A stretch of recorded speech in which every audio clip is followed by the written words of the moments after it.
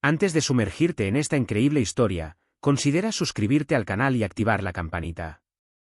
Cada historia aquí tiene algo que decir, y no querrás perderte ni una. Mi nombre es Eleanor Whitmore, tengo 72 años. El tiempo ha esculpido suavemente mi rostro, pero mis ojos conservan la vivacidad de antaño. He sobrevivido a las tormentas, al desgaste de los días y también al desgaste del amor. Soy viudo durante 6 años, desde Franklin, mi esposo, con quien estuve casado 43 años, falleció mientras dormía una noche de enero. En paz. Demasiado en paz para mí, que no lo estaba. Con él, construí una vida modesta y honesta, arraigada en los valores del respeto, el trabajo y la lealtad. Él, un mecánico apasionado por los motores y el blues, yo, maestra y luego directora de una escuela primaria en un pequeño pueblo de Colorado. No teníamos fortuna, no. Pero teníamos dignidad, ese bien raro y precioso que cultivamos en el silencio de los días sencillos. Cada dólar contaba. Planificábamos, ahorrábamos. Franklin reparaba los autos de sus clientes como si estuviera sanando sus vidas. Enseñé a mis alumnos con la convicción de que cada niño escondía un mundo. En verano, acampábamos cerca del lago Gunnison. En invierno, nos reuníamos alrededor de una sopa casera. Pasaron los años. Nuestros hijos, David y Marilyn, ya son adultos. El nido se ha vaciado, pero nuestra casa nunca ha dejado de estar llena de calor. Después de su muerte, conservé la casa, esta vieja cabaña blanca con el porche florido, y este jardín que había plantado con paciencia, peonías, margaritas, un viejo manzano. Mantuve los recuerdos, álbumes de fotos, tarjetas de felicitación escritas a mano, la vieja radio de la cocina. Y lo más importante, conservé el deseo de amar, de dale tiempo, escucha y, a veces, un poco más. Entre mis mayores alegrías estaban mis 3 nietos, Chloe, el mayor, de mirada vivaz y sueños desbordantes, Jeremy, el adolescente discreto, aficionado a los videojuegos. Y Ailey, los más pequeños, tan animados como una fogata. Los vi crecer, venir a pasar los fines de semana en mi casa, pedirme mis panqueques los domingos, acurrucarse a mi lado para contarles historias. Los amaba con un amor absoluto, tierno, casi silencioso. Así que, una tarde de primavera, Chloe, de 24 años, me llamó para decirme que se casaba. Mi corazón dio un vuelco.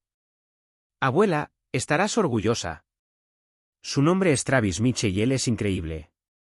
Ella me describió a este joven que había conocido en la universidad, inteligente, divertido, ambicioso, de una buena familia de Missouri. Quiero que este sea el mejor día de mi vida, abuela. Y sonreí, conmovida. Te lo mereces, querida. Chloe fue brillante, licenciada en marketing digital, siempre supo lo que quería. Tenía la confianza de las nuevas generaciones, ese gusto por el mundo, por lo bello, lo moderno y lo bien organizado. Hablaba rápido, pensaba aún más rápido, y quería que todo fuera perfecto. La escuchaba con orgullo y ternura. Entonces, casi naturalmente, dije. Podría ayudarte un poco, si quieres. Ya sabes, con la boda. Lo que estaba destinado a ser un simple empujón se ha transformado, sin darme cuenta, en soporte casi completo.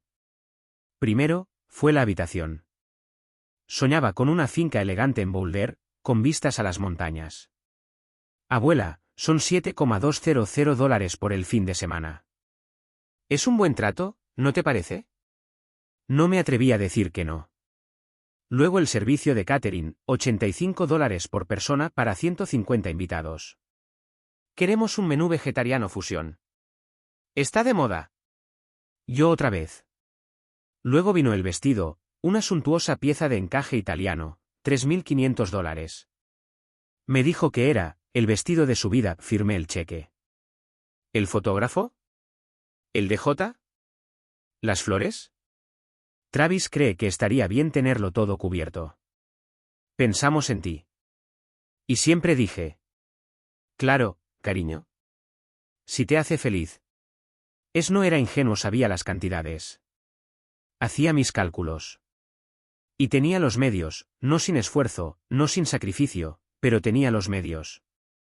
Lo que yo no había previsto, fue el cambio de significado. Ya no di para ayudar, yo tuve que dar. Se había convertido en una expectativa. Un hecho.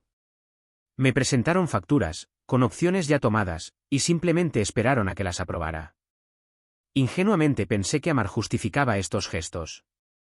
Que mi compromiso discreto sería conocido, saludado quizás con una palabra de agradecimiento, una mirada, un gesto. O al menos, apreciado. Pero en esta historia yo era el banco, no la abuela, y lo entendí demasiado tarde.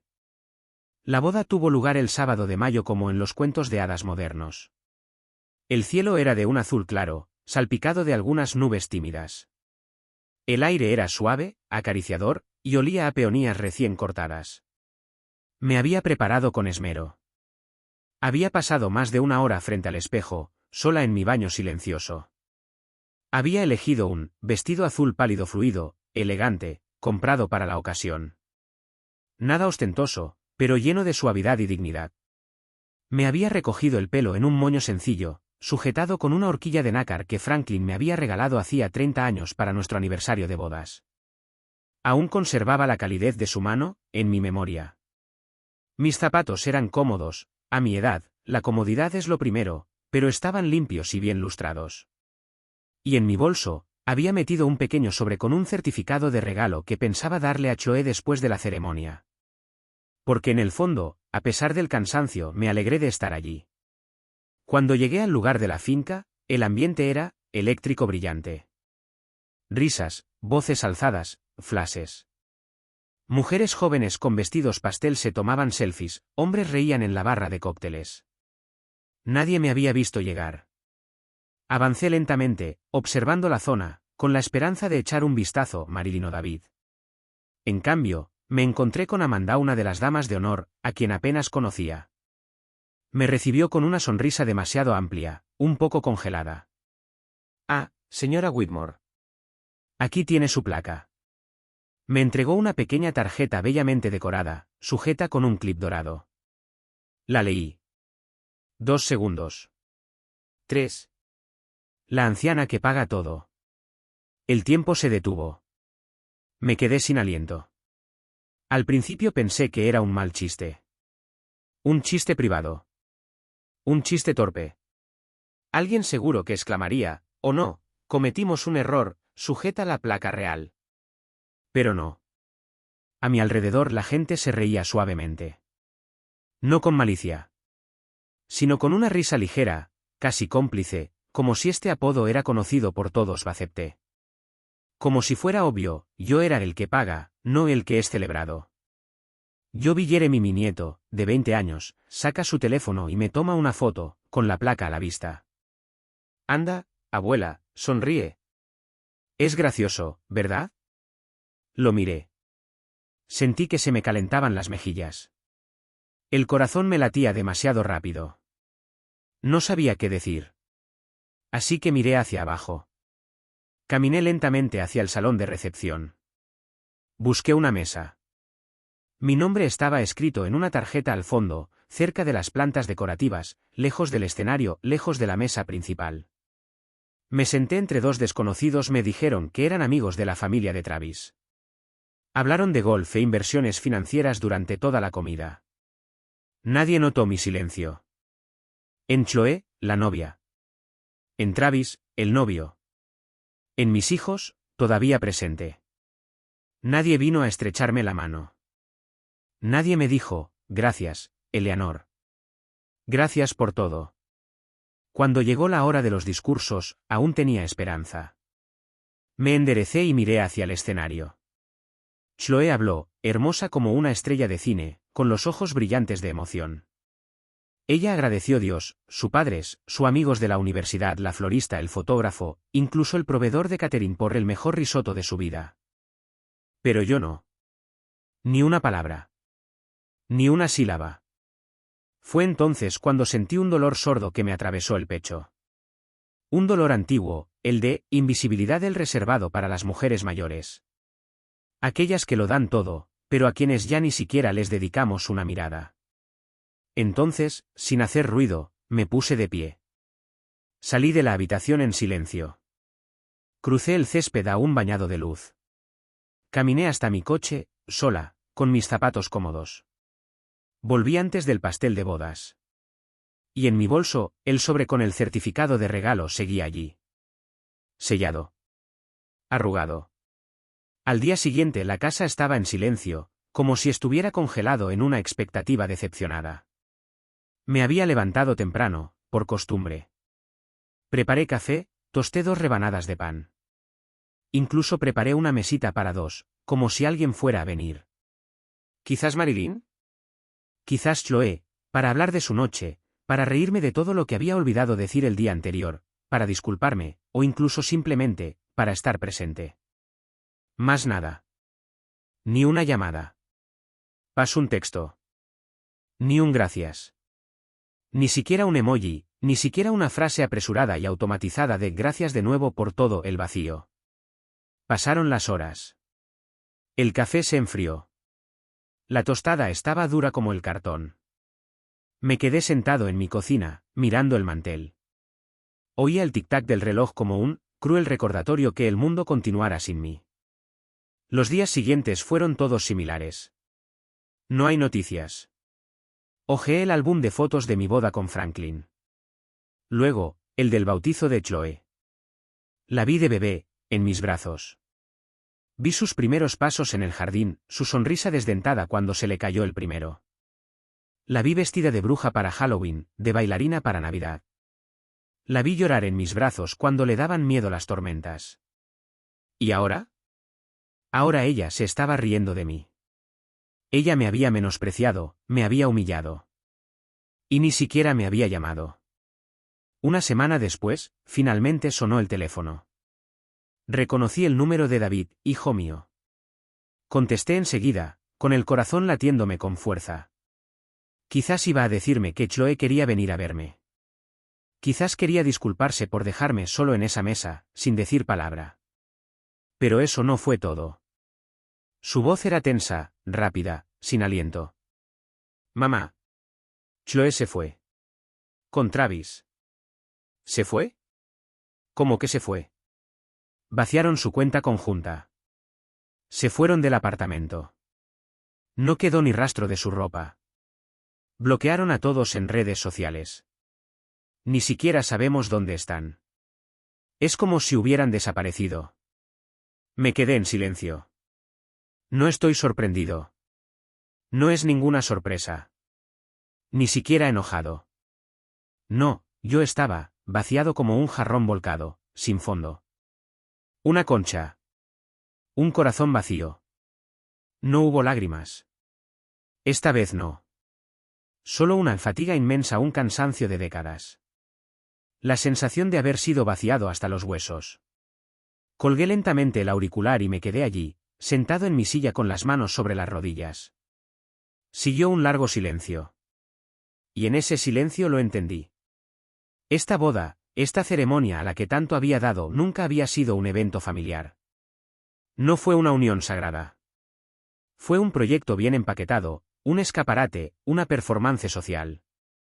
Y inversión emocional unidireccional. Había puesto todo mi amor en ello. Mi tiempo. Mi dinero. Mi nombre. Mis recuerdos. Se lo habían llevado. Se lo habían tragado. Se lo habían consumido. Sin una pizca de gratitud. Ya no era madre. Ya no era abuela. Me había convertido una tarjeta de crédito andante. A banco silencioso. Y nombre en un cheque. Y ahora que la cuenta estaba vaciada, la historia había sido contada, las fotos habían sido publicadas en Instagram. Se habían ido. Sin una palabra. Sin una mirada. Y fue en ese preciso momento, en esa silenciosa sala de estar, que algo dentro de mí se rompió. Pero al mismo tiempo algo más ha despertado lentamente. Una nueva lucidez. Fríamente calma. No fui yo quien desapareció de ellos. Ellos son los que han desaparecido de mi vida. 3 meses después, cuando el otoño empezó a alfombrar las aceras con hojas quemadas, tomé una decisión. Ya no podía vivir en esa casa. La que Franklin y yo habíamos construido ladrillo a ladrillo, al ritmo de las risas de los niños, las fiestas de cumpleaños improvisadas, los domingos lluviosos leyendo junto al fuego. Esa casa era hermosa, sí. Pero era, se convirtió en una cripta de recuerdos dolorosos, un museo del pasado, donde cada pieza me recordaba lo que había dado, y lo que había perdido. La sala de estar, donde Chloe estaba jugando Scrabble en la alfombra. La cocina, donde lamía cucharas llenas de masa de pastel. La oficina donde firmé los cheques de la boda con el corazón ligero. Todo estaba cargado con fantasmas cariñosos, de repente se convirtió amargo. Entonces respiré profundamente. Y puse la casa en venta. Yo elegí un pequeño apartamento en el segundo piso de un edificio tranquilo, no lejos de la biblioteca municipal. Un lugar a escala humana, luminoso, con un terraza estrecha donde coloqué algunas macetas con geranios, albahaca y lavanda. Era modesto, pero era, a mí, un capullo nuevo, sencillo, sin esperas, sin recuerdos grabados en las paredes. Por la mañana, tomaba mi café al aire libre, envuelto en un chal tejido a mano, escuchando el sonido de los transeúntes. Allí descubrí el silencio que cura, diferente del que duele. Y en ese silencio, algo germinó. La Fundación Franklin y Eleanor nació una noche de insomnio. Estaba sentado en mi sillón, mirando por la ventana las luces de la ciudad. Y de repente pensé: ¿por qué seguir esperando el amor de quienes ya no lo dan? ¿Por qué no convertir este dolor en una oportunidad para otros? Recuperé mis ahorros, los dividendos, lo que me quedó de la venta de la casa. El dinero que había reservado para mis nietos. El mismo dinero que nunca supieron honrar. Y lo reorienté. La fundación iba a ofrecer becas a mujeres jóvenes brillantes de familias modestas para ayudarlos a alcanzar sus sueños de universidad, arte, medicina, escritura. No importaba de dónde vinieran, siempre y cuando tuvieran la pasión, el coraje y el respeto por el don. Cada expediente se leería con atención. Cada historia tendría peso.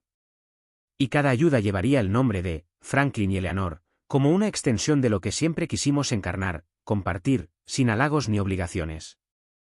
Un día de noviembre, mientras los árboles se iban quedando desnudos y la luz se hacía más tenue, encontré en mi buzón un sobre arrugado sin sello, sin remitente. Parecía haber cruzado un mundo antes de llegar a mi casa. Al tomarlo, mi corazón se apretó. Me reconocí la escritura nerviosa de Chloe. Entré, puse el sobre la mesa y me quedé allí, mirándolo. Quizás una hora. Quizás 2. Luego lo abrí. Y lo leí. Abuela. Lo siento. Estoy avergonzado. Travis me dejó después de gastarlo todo. Me manipuló. Ya no tengo dinero. Ya no tengo amigos. Y lo más importante, ya no te tengo a ti. Te extraño. Lo siento. Por favor, escríbeme. Chloe. Lo leí de nuevo. 3 veces. Luego una cuarta. Había restos de tinta descolorida. Quizás lágrimas. O tal vez no. Quería sentir algo claro, ira, alegría, alivio. Pero todo lo que sentí fue una ola lenta, gris y cálida, un alma cansada. Una pregunta persistente. ¿Era demasiado tarde? No rompí la carta. No la ignoré. Simplemente, almacenado en una caja, en el fondo de un cajón, con otros recuerdos, un pendiente solitario, una foto de Franklin en el jardín, una pequeña pulsera infantil con el nombre Chloe en letras de colores. No respondí. No de inmediato. Porque ahora sé que la disculpa no es una tarjeta que enviamos, es una casa que reconstruimos. No con palabras. Más con actos. Y si un día Chloe vuelve a llamar a mi puerta, quizá le abra. Pero primero tendrá que dejar las disculpas en el umbral, quítate los zapatos de la arrogancia y camina descalza sobre las lágrimas que sembró. Hoy, los días ya no tienen el mismo sabor que antes. No son ni amargos ni dulces. Ellos son suave como una fina lluvia sobre un rostro levantado. Me levanto cada mañana sin una agenda apretada, pero con una misión clara. Doy conferencias en escuelas secundarias, centros comunitarios, bibliotecas. Hablo ante mujeres jóvenes, a menudo de entre 16 y 25 años. Me escuchan, algunas distraídas al principio, otras con recelo, como si una anciana no pudiera enseñarles nada. Pero poco a poco, las miradas cambian. Porque no les hablo de moralidad. Les hablo de respeto, de dignidad, y cómo estar sin perder, de amarse a uno mismo lo suficiente como para no disolverse en el amor de los demás.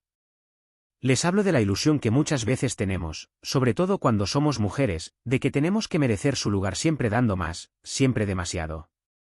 Y la fuerza que se necesita para decir no, con calma, con firmeza, con amor.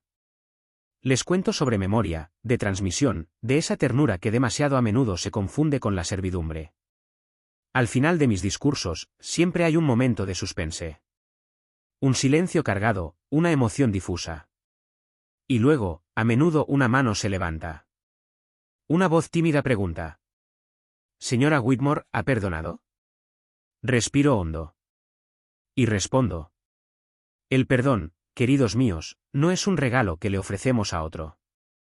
Es una libertad que nos ofrecemos. Pero solo puede venir después de la conciencia, el cambio sincero. Y nunca puede estar bajo presión. A veces, a la salida, las mujeres jóvenes me están esperando. Algunos me abrazan sin decir nada. Otros, con los ojos húmedos, me susurran. Me recordaste a mi abuela. Ojalá te hubiera escuchado. Gracias. Gracias por decir en voz alta lo que no podía pensar. Y yo sonrío. No esa sonrisa triste y resignada que se aprende con la edad. No. Una sonrisa profunda, pacífica y libre. Porque en el fondo no lo soy. La anciana que paga todo. Soy Eleanor Whitmore. Mujer. Ya no al servicio de los caprichos de los demás, sino portador de mi propia voz. Madre. No solo biológico, sino también simbólico, madre de las ideas, de causas, de futuros que defender. Constructor. Nuevos vínculos, puentes entre generaciones, bases sólidas. Y sobre todo, hoy pago, por mí mismo. Yo pago por mi bienestar. Pago por mis silencios, por fin escuchados. Pago por las semillas que siembro, y que nada me deben. Pago en autoestima, en tiempo elegido, en libertad recién encontrada. Y es, finalmente, la mejor inversión de mi vida.